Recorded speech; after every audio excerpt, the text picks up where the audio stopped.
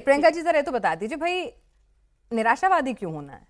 दुनिया में आग लगी है, सुन तो लीजिए एक मिनट, दुनिया में आग लगी है, अगर अपना घर बचा हुआ है, बिजली थोड़ी कम आ रही है ना, थोड़ी सी महंगाई बढ़ गई है दुनिया के मुकाबले, थोड़ा सा मुस्कुरा दीजिए। अभी देखिए मुस्कुरा रही हैं, थोड़ा सा ऐसे थोड़ा सा हुआ था, दिन में नींद खुला मेरा, देखिए 29 रुपया गैस का दाम बढ़ गया है, घर में जो गैस बनता है थोड़ा सा बढ़ा था। इसी देश में 1% आबादी के पास 40% दौलत है, हमारे पूरे देश की थोड़ा सा अमीरी है। हर 3 में से एक बच्चा बौना पैदा हो रहा है, थोड़ा सा बौना पैदा हो रहा है। 19% बच्चे कुपोषित पैदा हो रहे हैं, थोड़े से कुपोषित पैदा हो रहे हैं। ये तो अभी सच्चाई है, थोड़ा सा गरीबी अमीरी का फासला बता रहे थे। अच्छा। 123 देशों की भूखमरी का इंडेक्स तैयार होता है, 102वें नंबर पर भारत है, थोड़ा सा ही नीचे हुआ है।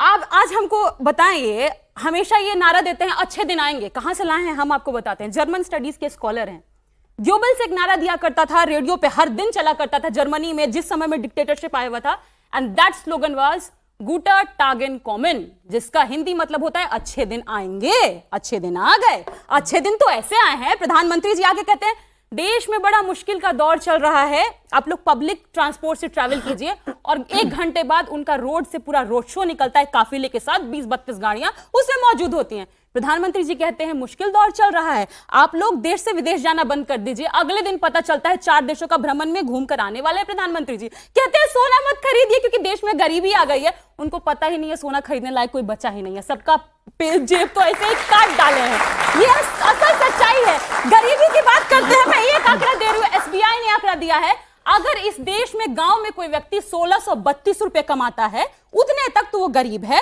1944 रुपए कमाता है शहरों में तो वो गरीब है। मतलब 1944 से आप 1945 रुपया कमा लिए तो आप गरीब नहीं बचे। तो ये परिभाषाएं जो है अभी नहीं बीजेपी के काल में आई है, पहले नहीं थी, आप ये कहना चाह रही हैं? सरकार ने पहले नहीं थी, जब पहले सरकारें आंकड़ा देती थी, ये पूछ सरकार की अगर ये परिभाषा है, मैं इसीलिए कह रही हूं क्योंकि तथ्यों पर बात हो रही थी ना। आज मोहन भागवत जी बिहार में आए हैं, इसी बिहार में एक पुल बनता है बक्सर में, 27 करोड़ का इन्वेस्टमेंट भाजपा सरकार करवाती है, 96 घंटे नहीं होते पुल धंस जाता है, और उसी बिहार में नवादा में एक दलित महिला भात भात कहते हुए उसको खाना नहीं मिलता, वो मर जाती है। यही रियल पिक्चर है। और क्योंकि मैंने मोहन भागवत जी नाम ली, मैं बस इतना ही कहूंगी, मोहन भागवत जी बिहार आए हैं, करोड़ों उनके ऊपर खर्चा होगा। भागवत जी बिहार आए हैं, करोड़ों उन पर खर्चा होगा भागवत जी के ऊपर में, लेकिन उसी बिहार में एक महिला भूख भूख से मर जाती है। 3 बच्चे हैं, उसका पति तक नहीं, उन 3 बच्चों को कौन पालेगा? ये ग्राफ दिखा रहे थे, मैं इनको जमीन दिखा रही हूँ। ये ऊपर बात करते हैं, मैं इनको गांव का स्तर दिखा रही हूँ। काश आप देखना, अगर आप शुरू कर दीजिए तो ताली बजा दीजिए। एक चीज आप, एक बात अब आप मेरी भी देख लीजिए जो उन्होंने दिखाई, आप उस पर जरा थोड़ा ज्ञान, इनसे भी पूछूंगी, ऐसा नहीं इनको छोड़ दूंगी यहाँ पे, लेकिन आप मुझे बता दीजिए कि भाई उन्होंने कहा कि दुनिया के दूसरे देशों के मुकाबले आप तो ये मानेंगे भाई युद्ध की स्थिति जो है वो भारत ने तो कराया नहीं युद्ध, बिल्कुल बिल्कुल ठीक है। अब युद्ध की स्थिति पूरी दुनिया झेल रही है, पूरी दुनिया में हॉर्मुज़ बंद है, पूरी दुनिया की तेल सप्लाई बाधित हो रही है। तो ऐसे में अगर जैसा कि प्रदीप भंडारी जी ने कहा कि दूसरों के कंपैरिजन में अगर हमें महंगाई का शॉक कम लगा है, अगर हमने बहुत दिन तक बफर रख के कोई एनर्जी क्राइसिस लॉकडाउन नहीं लगाया है, तो थोड़ा सा तो पीठ थपथपाना बनता है। बॉस देश अपना ही है। बंगाल चुनाव तक पेट्रोल का दाम नहीं बढ़ता है, चुनाव जैसे ही खत्म होता है पेट्रोल का दाम कोई बढ़ बात जाता नहीं, है। चुनाव के बहाने से राहत तो आपको और मुझे मिली ना। देशों से तुलना कर रही है, मैं वहां भी आपसे आंकड़ों के साथ बात करूंगी। बगल में पाकिस्तान है, खराबी दिखाना होता है तो पाकिस्तान लेके जाते हैं। जर्मनी ऑस्ट्रेलिया का भी दिखाएं, बगल में हम बाकी सब का दिखाएंगे आपको। एशिया के सब कंट्रीज का ही देख लीजिए ना, रिंगिट हो गया, मलेशिया का करेंसी, थाईलैंड का करेंसी, बगल में पाकिस्तान का करेंसी 1.3% से बढ़ गया। हमारी करेंसी क्यों डाउन हो गई? युद्ध तो सब जगह चल रहा है ना, असर बराबर होता है, तो यही का असर हो रहा है। बताइए थोड़ा। ठीक है भाई, प्रदीप जी अभी देंगे या सब पैनलिस्ट को शामिल कर लूं?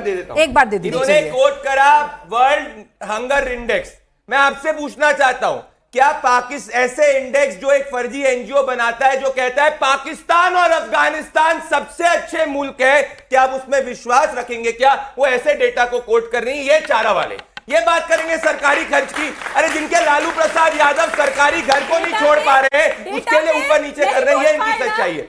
तीसरी बात जो इन्होंने झूठ बोला, तीसरा जो झूठ इन्होंने बोला, अरे उन्होंने बड़ा गंभीर बात कह दी, लालू जी घर नहीं छोड़ रहे हैं। ये तो सच्ची की बात है भाई, मैं कोई गलत बोल रहा हूं? इनने जो इंडेक्स को कोट किया है, जिस इंडेक्स को इन्होंने कोट किया, एक फर्जी एनजीओ बनाती है वर्ल्ड हंगर इंडेक्स, कोई नहीं है, ना आईएमएफ बनाता है ना वर्ल्ड बैंक बनाता है। वर्ल्ड बैंक क्या कहता है? दुनिया में सबसे ज्यादा कम असमानता भारत के अंदर है। मतलब जर्मनी, अमेरिका, चाइना, इन सबसे कम असमानता गिनी कोफिशिएंट से मेजर की जाती है, वो भारत के अंदर है। अब इन्होंने बात करी पेट्रोल डीजल की, आप सब यूआई चेक कर लीजिए, पर कैपिटा से भी एवरेज कर लीजिए।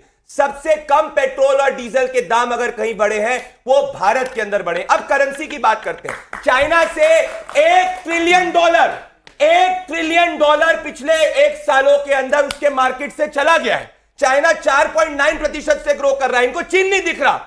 भारत के स्टॉक मार्केट चीन से दुगने ज्यादा मजबूत है, पर ये भारत की बात करेंगे रिलेटिव स्ट्रेंथ में नहीं, क्योंकि ये भारत को नीचा दिखाना चाहते हैं। एक पैरामीटर ऐसा नहीं है पिनाज जी जिसके अंदर भारत बेटर परफॉर्म ग्लोबली नहीं कर रहा है। इनको फर्जी एनजीओ का कोट करना है करे, पर सच्चाई यही है कि आज भारत के अंदर भुखमरी नहीं।